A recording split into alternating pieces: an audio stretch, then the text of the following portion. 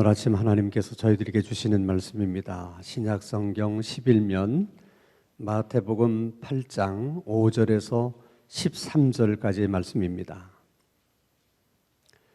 신약성경 11면 마태복음 8장 5절에서 13절까지의 말씀을 제가 봉독해 드립니다. 하나님의 말씀을 경청하시기 바랍니다. 예수께서 가버나움에 들어가시니 한 백부장이 나와 간구하여 이르되 주여, 내 하인이 중풍병으로 집에 누워 몹시 괴로워하나이다. 이르시되 내가 가서 고쳐주리라.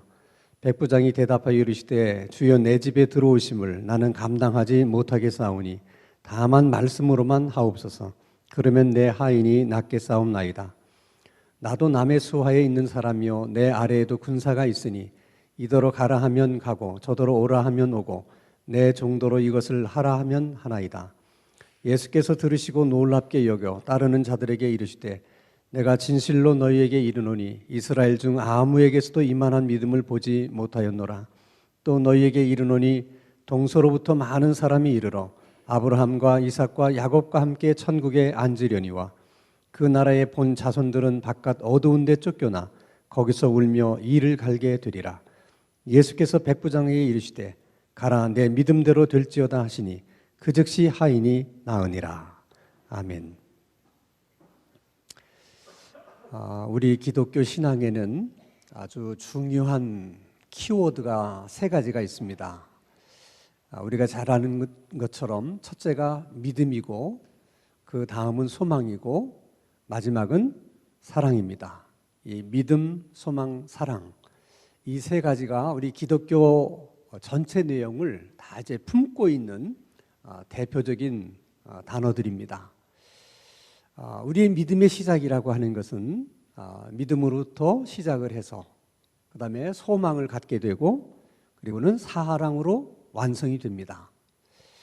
우리말에도 첫 단추를 잘 꿰매야 된다 하는 말이 있는 것처럼 신앙생활도 그렇습니다. 시작을 믿음으로부터 하는 것이기 때문에 먼저 믿음에 대한 바른 이해가 있어야 되고요. 그리고 올바른 믿음을 가져야 됩니다. 그래야지만 소망도 헛된 소망을 품지 않고 올바른 소망을 갖게 돼요. 그리고 그 올바른 소망, 그 참된 소망이 모든 사람들을 조건 없이 무조건적으로 사랑할 수 있게 만들고 또 자신도 아무 조건 없이 무조건적으로 다른 사람들의 사랑을 받을 수 있게 만드는 것입니다. 그런데 우리 기독교에서는 믿음이라는 말을 많이 사용을 하지만은 그 믿음을 크게 두 가지로 나눌 수 있어요. 하나는 구원론적인 믿음이 있고 하나는 실천론적인 믿음이 있습니다. 구원론적인 믿음이라고 하는 것은 구원을 받는 데 필요한 믿음이에요. 자, 구원을 받는데 어떤 믿음이 필요하냐? 그것은 우리를 구원하신 분이 누구시냐? 누구냐? 누가 우리를 구원했느냐? 하는 것을 아는 일과 우리를 구원하신 그분이 우리를 구원하기 위해서 무슨 일을 했느냐?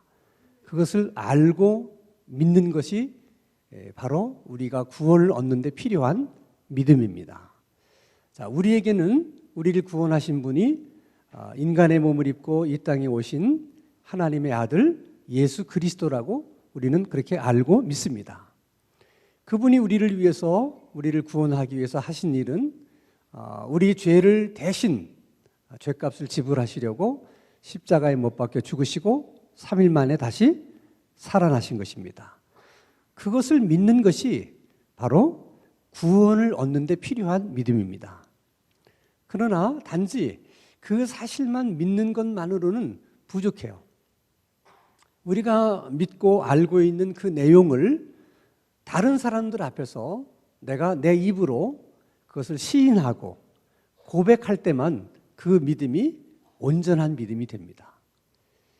그것이 우리가 구원을 얻는 데 필요한 믿음이에요. 그러나 실천론적 믿음이라고 하는 것은 구원받은 우리들이 구원 그 이후에 신앙인으로서 살아가는 데 필요한 믿음입니다. 이 믿음은 어떤 믿음인가? 또 그 믿음은 어떻게 얻어지게 되는 것인가?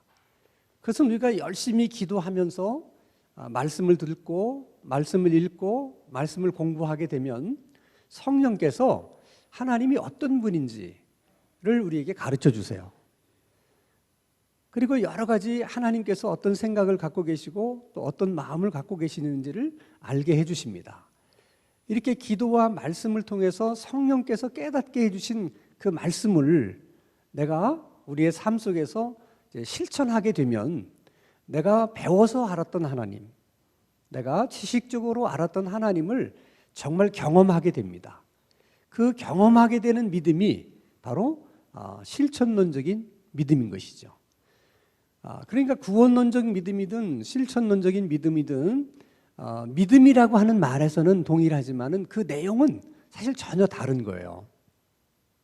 예를 들어서 믿음이라고 하는 것을 이제 수치화를 한다 그러면 믿음이 없는 것을 0, 그리고 온전한 믿음을 10이라고 봤을 때 구원론적 믿음이라고 하는 것은 0이거나 10이거나 둘 중에 하나지 뭐 2라든지 3이라든지 5라든지 그런 믿음은 없어요. 왜냐하면 구원론적 믿음이라고 하는 것은 내가 뭐 애쓰고 노력해서 내가 얻은 믿음이 아니거든요. 구원론적 믿음은 하나님이 우리에게 그냥 주신 선물이에요. 그래서 에베소서 2장 8절 9절에 너희가 그 은혜로 인하여 믿음으로 말미암아 구원을 얻었나니 이것이 너희에게서 난 것이 아니요 하나님의 선물이라. 자, 우리가 믿음으로 말미암아 구원을 받게 됐지만은 그 믿음으로 말미암는 믿음은 어디서 왔느냐? 하나님의 은혜에서 온 거예요. 하나님이 우리로 하여금 그렇게 믿을 수 있는 믿음을 주셨기 때문에 우리가 그렇게 믿게 된 것이고 그래서 구원을 받게 된 것입니다. 그래서 하나님이 우리에게 주신 구원도 선물이고 그 구원을 받을 수 있도록 우리에게 주신 믿음도 선물이라는 것입니다. 그러나 실천론적 믿음이라고 하는 것은 사람마다 차이가 있어요. 하나님을 얼마나 내가 알고 있느냐, 그 하나님을 얼마나 내가 삶 속에서 경험했느냐, 그 차이에 따라 1이 될 수도 있고 2가 될 수도 있고 3이 될 수도 있고 4가 될 수도 있습니다. 그러니까 10으로 갈수록 우리는 믿음이 강하다, 그 사람 믿음이 좋다, 이제 그런 표현을 우리가 쓰는 것입니다. 그래서 우리 믿음이 다 같은 믿음이라고 생각해서는 안 돼요. 실천론적인 믿음에 있어서는 믿음의 차이가 얼마든지 있을 수 있다. 자, 우리가 지난 시간에 나병 환자에 대한 믿음을 생각했어요. 나병 환자의 믿음이라고 하는 것은 주님이 원하시면 저를 깨끗하게 하실 수 있습니다. 그것을 믿는 것이 그 나병 환자의 믿음입니다. 그 믿음 때문에 나병 환자가 하나님의 나라에 들어가게 돼요. 그때만 하더라도 예수님이 아직 십자가에 돌아가신 때가 아니었기 때문에 그 믿음으로도 들어가는 거예요. 그래서 그 나병 환자가 그 하나님의 나라에 들어갔다고 하는 증표로서 주님이 그에게 주신 것이 뭐냐면 나병이 치료된 것입니다. 자, 치료라는 관점에서 보면 의사도 치료할 수 있어요. 또 주님도 치료할 수 있습니다. 치료의 결과만 놓고 보면 다를 것이 없습니다. 그러나 예수님이 치료하신 것은 단순한 질병의 치료의 의미만 있는 것이 아니에요. 네가 그 믿음으로 하나님의 백성이 됐다, 네가 그 믿음으로 오늘 하나님의 나라에 들어오게 되었다 하는 증표로서 치유를 주신 것입니다. 그리고 오늘 우리는 특별히 백부장의 믿음에 대해서 또 생각을 하게 됩니다. 백부장에 대해서는 제가 여러 번 여러분들에게 말씀을 드렸습니다. 이제 로마 군대의 체제는 군사를 100명 단위로, 500명 단위로, 이렇게 1000명 단위로 구성이 되어 있어요. 100명을 지휘할 수 있는 군인을 백부장, 500명을 지휘할 수 있는 군인은 500부장, 1000명을 지휘할 수 있는 군인은 지휘관은 1000부장, 그렇게 부릅니다. 근데 이 백부장은 로마 군인의 꽃과도 같습니다.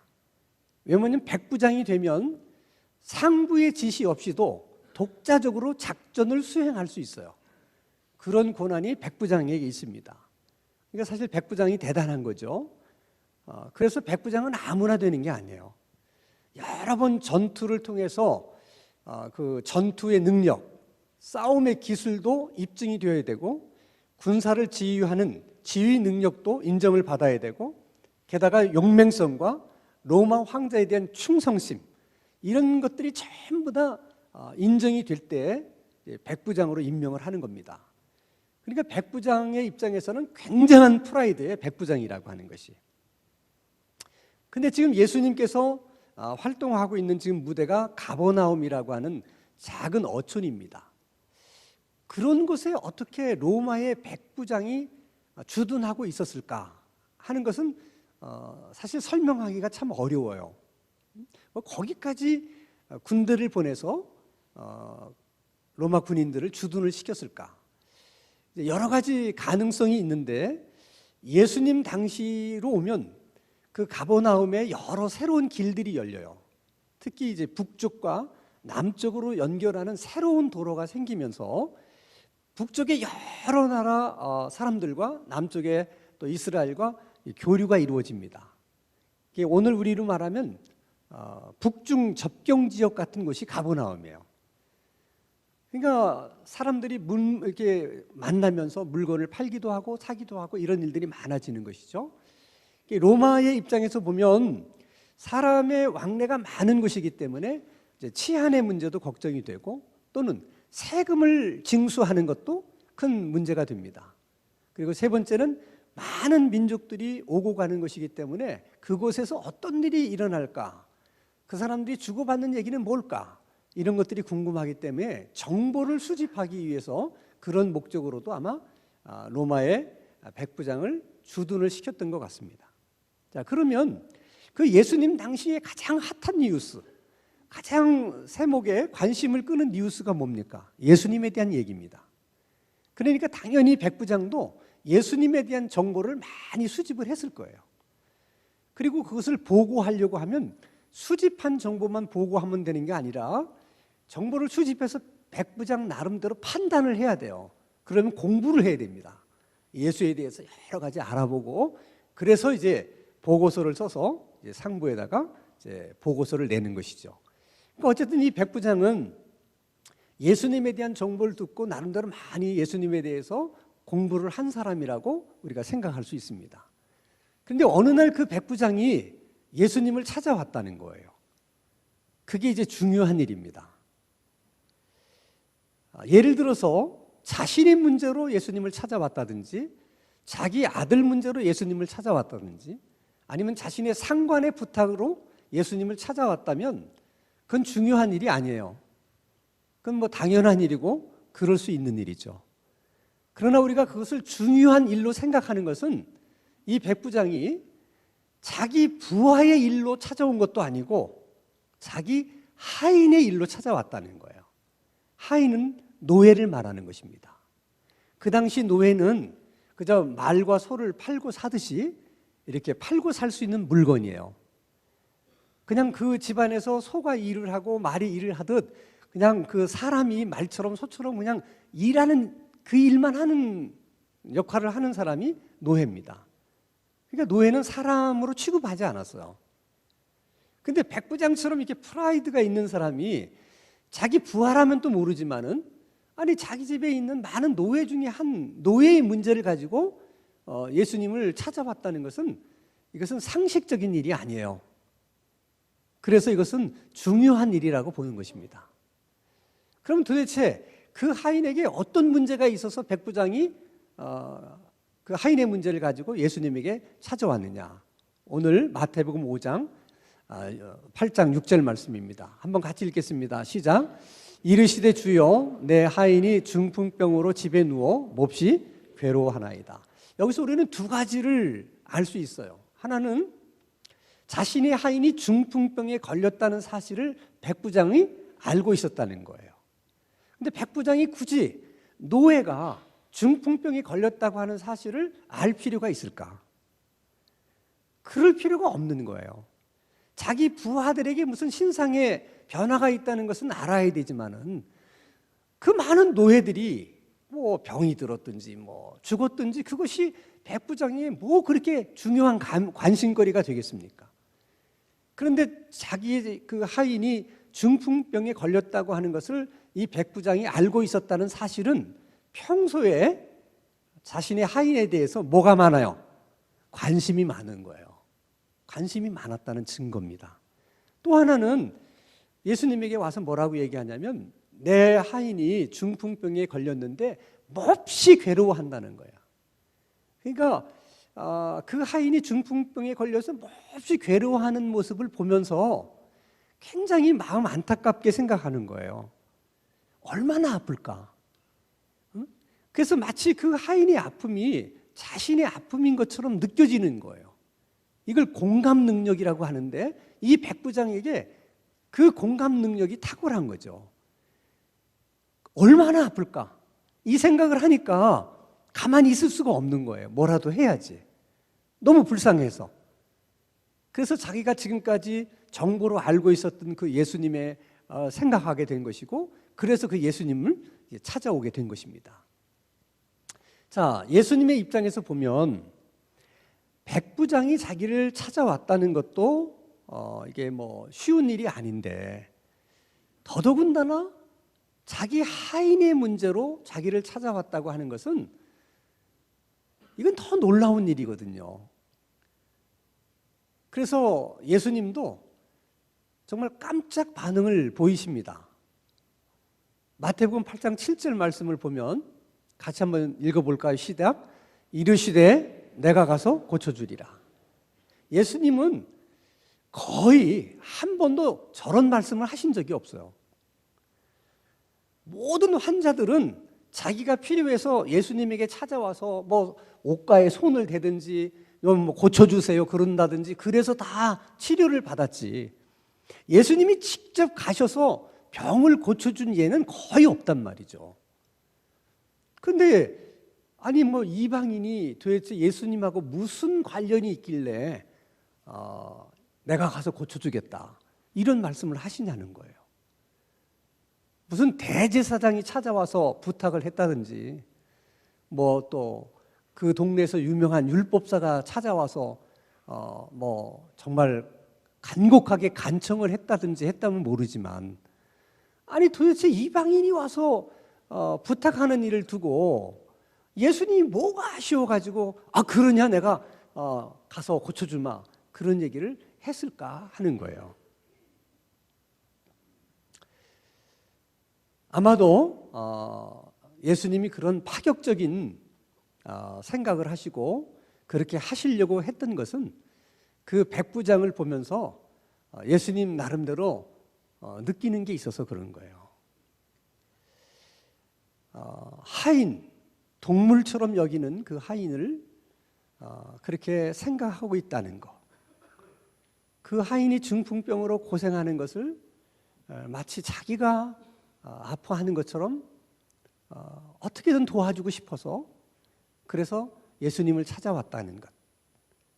주님의 입장에서 보면 지금 백부장의 그 마음이 주님의 마음이거든.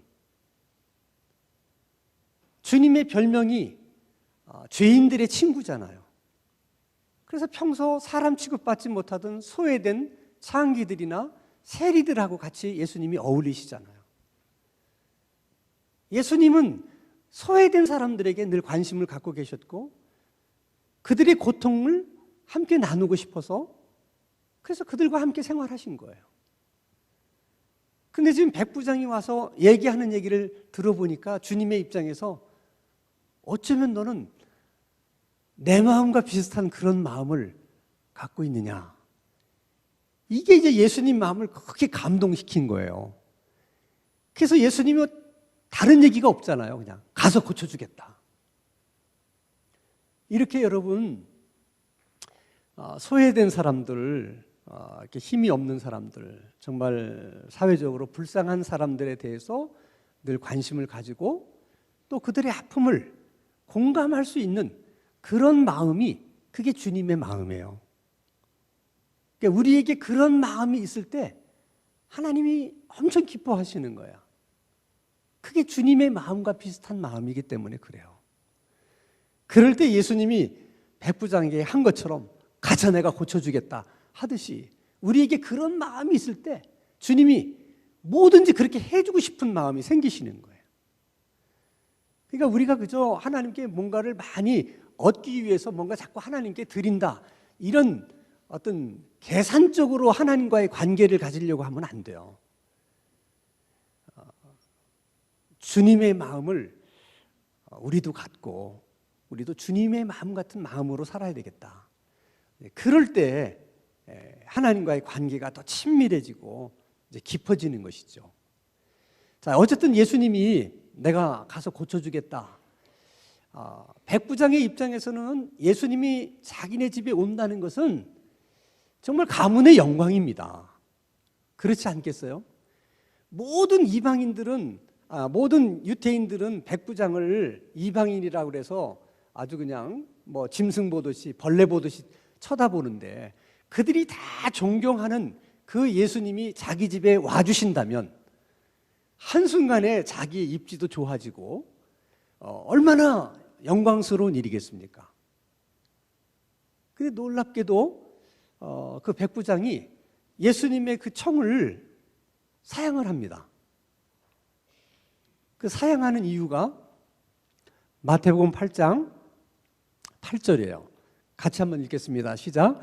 백부장이 대답하여 이르되 주여 내 집에 들어오심을 나는 감당하지 못하겠사오니 다만 말씀으로만 하옵소서. 그러면 내 하인이 낫겠사옵나이다.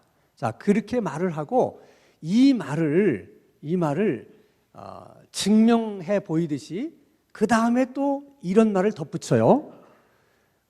9절이죠. 같이 읽습니다. 시작. 나도 남의 수하에 있는 사람이요 내 아래에도 군사가 있으니 이더러 가라 하면 가고 저더러 오라 하면 오고 내 정도로 이것을 하라 하면 하나이다. 보면 본인이 군인이기 때문에 저런 말이 틀린 말이 아니죠. 경험 속에서 나오는 말이잖아요. 그리고 우리가 이렇게 함께 읽었지만 참 군인으로서는 참 멋있는 말이에요. 그래야 안 그래요? 이게 백부장 정도가 되면 저렇게 말도 멋있게 할 줄 알아야 돼. 근데 중요한 것은 주님 말씀만 하옵소서, 그러면 내 하인이 낫겠습니다 하는 그 말과 주님 내 위에도 상관이 있고 내 밑에도 부하가 있어서 상관이 내게 뭘 명령하면 내가 그대로 할 수밖에 없고 또 내가 부하에게 명령을 하면 그 부하도 내 명령대로 할 수밖에 없습니다 하는 말과 무슨 연관이 있냐는 거예요. 오히려 그 말을 하고 나서 백부장이 주님 저희 집에 오는 것을 감당하지 못하겠습니다. 그러니 지금이라도 주님 말씀하시면 제가 당장 가서 제 하인을 데리고 올 수 있습니다.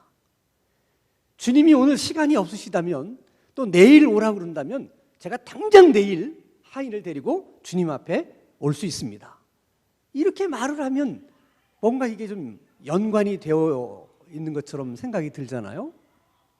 근데 도대체 이 백부장이 무슨 뜻으로 그런 얘기를 했을까 하는 거예요. 그게 굉장히 중요한 겁니다.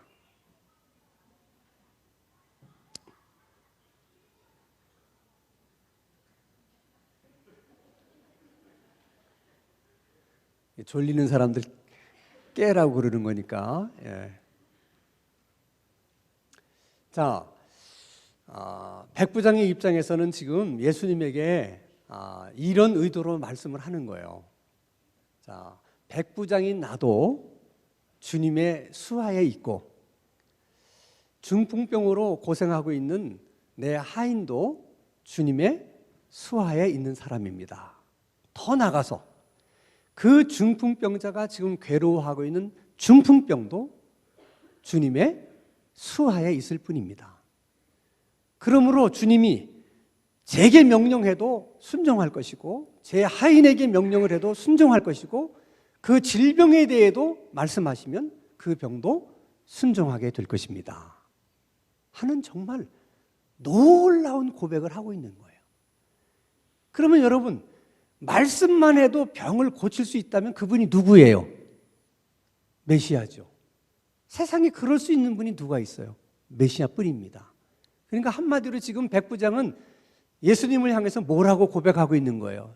당신은 메시아입니다. 그렇게 고백하고 있는 거예요. 그래서 우리가 이것이 놀랍다고 느끼는 이유가 있어요.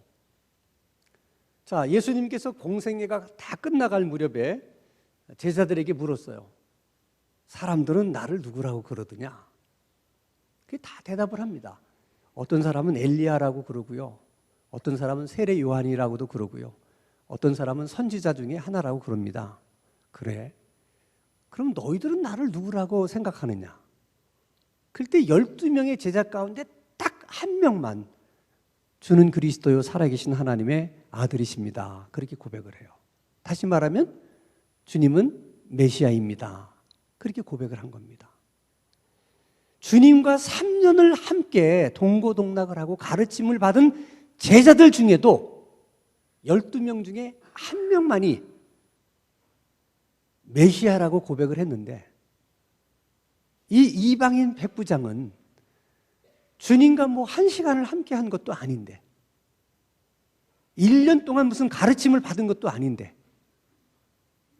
어떻게 메시아라고 이렇게 고백할 수가 있는 것입니까? 우리들도 다 놀랄 일이지만은 주님도 깜짝 놀라십니다. 그래서 10절 말씀에 이렇게 말씀하세요. 같이 한번 읽겠습니다. 시작. 예수께서 들으시고 놀랍게 여겨 따르는 자들에게 이르시되 내가 진실로 너희에게 이르노니 이스라엘 중 아무에게서도 이만한 믿음을 보지 못하였노라. 굉장한 칭찬을 하셨습니다.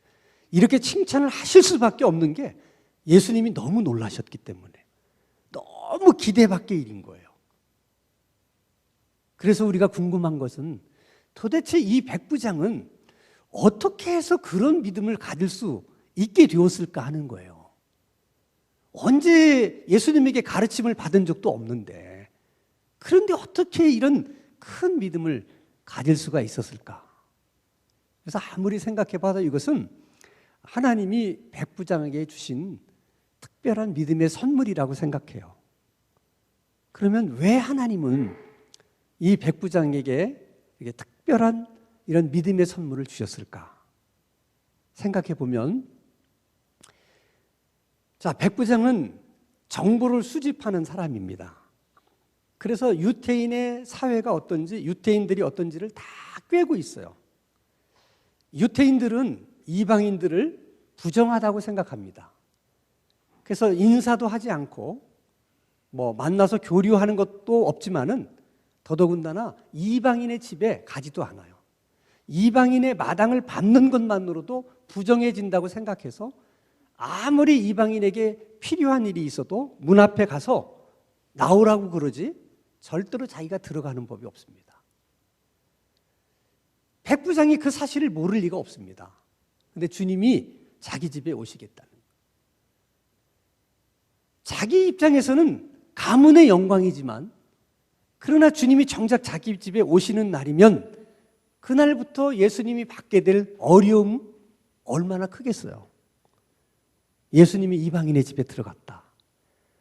얼마나 많은 시비가 붙겠어요. 그래서 이 백부장이 생각하는 거예요. 내 입장에서는 더할 수 없이 감사한 일이고 좋은 일이지만 그 일 때문에 주님이 어려움을 당하는 것은 안 돼. 나조차고 다른 사람을 어렵게 하거나 힘들게 해서는 안 되지. 그런 마음이 있었기 때문에 하나님이 그 순간에 그 문제를 해결해 줄 수 있는 것은 이 믿음밖에는 없다. 그래서 하나님이 이 백부장에 그런 큰 믿음을 주셨던 것 같아요. 그러니까 여러분, 하나님이 우리에게 뭔가를 이렇게 주시려고 할 때도 보면 그 마음이 언제나 동일하세요. 배려하는 마음이죠. 나만 좋으면 돼. 남이 어쨌든 손해를 볼든 말든 그게 아니고 나조차고 다른 사람이 힘들어지거나 다른 사람이 어려워지거나 그럴 수야 없지. 그 마음. 그런 마음을 하나님이 아주 아름답게 보시는 거예요. 그래서 그런 사람에게는 뭔가 해주고 싶은 거죠. 뭔가를 주고 싶은 거예요. 그래서 백부장은 생각지 못했던 큰 믿음을 선물로 받게 되고 그 믿음 때문에 백부장도 하나님 나라에 들어가게 되는 것입니다. 우리는 여기서 특별히 믿음에 대해서 또 한 가지 사실을 배우는 게 있어요. 그것은 분명히 믿음은 백부장이 있었는데 병은 누가 나요? 그 하인이 나요. 이상하다고 생각하지 않습니까? 이것이 여러분 믿음이 가지고 있는 아주 독특한 능력이에요. 그래서 여러분 우리 가정에도 누군가가 믿음 좋은 한 사람만 있어도 그 가정이 다 그 혜택을 누릴 수가 있어요. 그래서 믿음이라는 것이 그렇게 중요한 거예요. 물론 여러분 구원론적인 믿음은 다른 사람에게 영향을 미치지 못해요. 내가 구원받을 수 있는 믿음이 있다고 해서 내 믿음 때문에 내 자식이 저절로 구원받는 일은 없습니다. 그러나 실천론적인 믿음은 내 믿음이 옆에 사람에게 흘러갈 수 있어요. 백부장의 믿음이 중풍병을 앓고 있는 그 중풍병 하인에게 흘러갈 수 있다는 거예요. 그래서 믿음 있는 사람의 기도가 얼마나 중요한지 몰라요. 야고보서 5장 15절 말씀을 보면 믿음의 기도는 병든 자를 구원하리니 주께서 그를 일으키시리라. 혹시 죄를 범하였을지라도 사하심을 받으리라. 그러니까 믿음 있는 한 사람의 기도가 그렇게 큰 영향력을 끼칠 수 있다는 것이죠. 그러니까 여러분들이 가정을 대표해서 예수를 믿게 됐다면 여러분 한 사람이 굉장히 소중한 사람이야. 여러분의 믿음으로 말미암아 여러분 가정이 다 복을 받고 잘 되게 될 줄로 믿습니다. 또 하나는 믿음이라고 하는 것은 시간과 공간을 초월하는 유일한 거예요. 그러니까 시간과 공간을 초월할 수 있는 것이 이 세상에는 믿음밖에는 없습니다. 분명히 예수님이 있었던 곳과 그 백부장의 집은 굉장히 멀리 떨어져 있어요. 근데 예수님이 여기서 그냥 그 중풍병에 걸린 그 환자에게 그냥 그 치료하라고 명령하셨을 때 즉시로 그냥 나왔어요. 그러니까 그 믿음이 시간과 공간을 넘어서서 역사를 하는 거예요. 그래서 우리가 군에 있는 자녀를 위해서 기도하는 것이 헛된 게 아니에요. 또 외국에 나가 있는 여러분 자녀나 남편이나 아내를 위해서 기도하는 것이 결코 헛된 일이 아니에요. 믿음은 시간과 공간을 초월하기 때문에 미국에 있는 사람이 아파도 여기서 기도해서 나을 수도 있다는 거예요. 실제로 그런 일들이 많은데요. 저희가 이제 GH 선교회라고 하는 회를 만들어서 주로 인도네시아 선교를 많이 하고 있는데 이제 선교사님에게서 가끔씩 아주 급박한 그런 기도 요청이 올 때가 있어요. 한 번은 자기 교회에 이제 여자 청년 하나가 이제 귀신이 들렸는데, 약간 뭐 인도네시아나 이런 그 우상을 숭배하는 나라에 가면요, 귀신 들린 사람이 그냥 얼마나 많은지 몰라요. 드러나지 않아서 그렇지. 그러니까 이제 이 선교사님이 말씀을 막 가르치고 막 찬양도 하고 그러니까 귀신이 드러난 거예요. 근데 가만히 보니까 인형 하나를 이제 꼭 껴안고 있는데 절대로 그 인형을 뺏기지 않으려고 그러는 거예요. 이게 선교사님도 이제 오래 하다 보니까 눈치를 하는 게 있잖아요. 저게 문제다. 그래가지고 이제 억지로 그냥 그 인형을 빼뜨려 가지고 이제 불 속에 딱 집어 던졌어요. 그 인형이 불에서 타잖아요. 근데 갑자기 그 인형을 뺏긴 그 젊은 청년이, 여자 청년이 자기가 불에 타는 것처럼 막 온몸을 비틀면서 막 비명을 지르고 막 뜨겁다고 그러더라는 거예요. 그 선교사님도 놀래야 안 놀래요? 그런 광경을 보면요, 겁이 바짝 나요. 왜냐하면 귀신이 하는 일이니까. 얼마나 무섭겠어요. 그러니까 긴급하게 연락이 온 거예요. 지금 이런 현상이 나타났는데 기도를 해달라. 그러면 이제 GH 선교회에 믿음 있는 그 멤버들이 그런 걸 받으면 합심해서 막 기도해요. 그러면 귀신 나가는 역사가 나타나는 거예요. 그래서 우리가 외국에 나가 있는 선교사님들을 위해서도 기도할 수가 있는 것이죠. 필요한 것입니다. 여러분, 영적인 세계라고 하는 것은 정말 무한해요. 지금 우주라고 하는 것도 너무 광대해서 뭐 그 우주라고 하는 걸 다 설명할 수 없잖아요. 지구는 그 굉장히 넓은 우주 가운데 조그마한 별 하나에 지나지 않는데, 영적인 세계는 그 우주보다도 훨씬 크고 넓어요. 그래서 그 크고 넓은 그 영적인 세계를 볼 수 있고 느낄 수 있고 경험할 수 있는 것은 믿음밖에는 없습니다.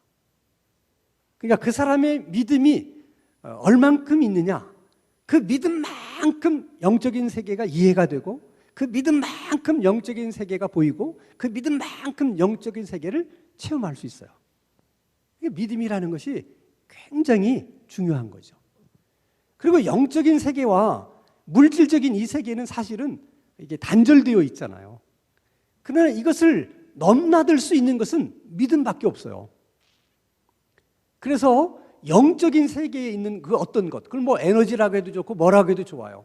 그 영적인 세계에 있는 것을 이 물질적인 세계, 우리가 살고 있는 이 세상에 이렇게 끌고 올 수 있는 것도 믿음이에요. 믿음밖에 없습니다.